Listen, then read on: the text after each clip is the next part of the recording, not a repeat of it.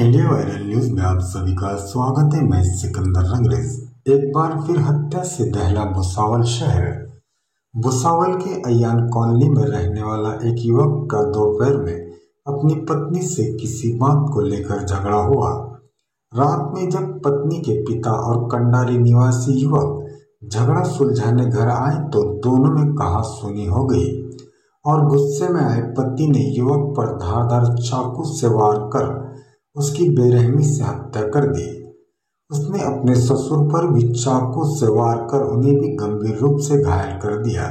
मृतक युवक की पहचान शेख समद शेख इस्माइल उम्र 40 वर्ष निवासी कंडारी भुसावल के रूप में हुई है। आप देखते रहिए इंडिया वायरल न्यूज। हमारे चैनल को लाइक शेअर सबस्क्राईब जरूर करें। काय प्रकरण घडलंय सर नेमकं?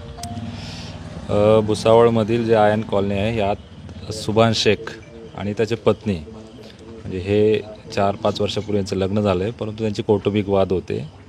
ते सोबत राहतानाही ती पत्नी कधी भांडणामध्ये पुन्हा तिच्या घरी जात होती, पुन्हा येत होती।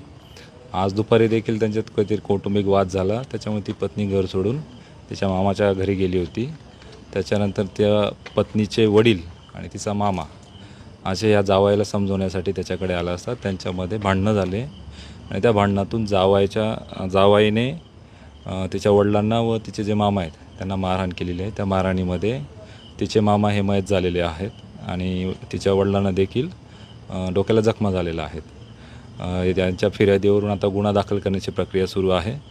याच्यामध्ये जावाईसोबत अजून कोणी इतर आरोपी आहेत का त्याचाही शोध सुरू आहे। सध्या जावाईला ताब्यामध्ये घेतलेला आहे आणि पुढील प्रक्रिया सुरू आहे। मयत झालेल्याचं नाव काय सर? मयत झालेला हा समद शेख इस्माइल राहणार कंडारी इथला आहे। सर ताब्यात कोणाने घेतलं? सुभान आहे जो जावाई, त्याला ताब्यामध्ये घेण्यात आलेला आहे। जखमी कोणी आहे? जखमी तिचे वडील आहेत शेख जमील शेख ठाकूर, यांच्या डोक्याला मार लागलेला आहे। ते चांगलं आहे, ते जखमी आहेत। काय आरोपी किती आहे एकूण? ते आता तपासाची प्रक्रिया सुरू आहे। अजून याच्यामध्ये कोण कोण सहभागी होते हे तपास चालू आहे। वेपन काही सापडलं घटनास्थळी? आता ती तपासाची प्रक्रिया चालू आहे, त्याचा आम्ही तो शोध घेत आहोत।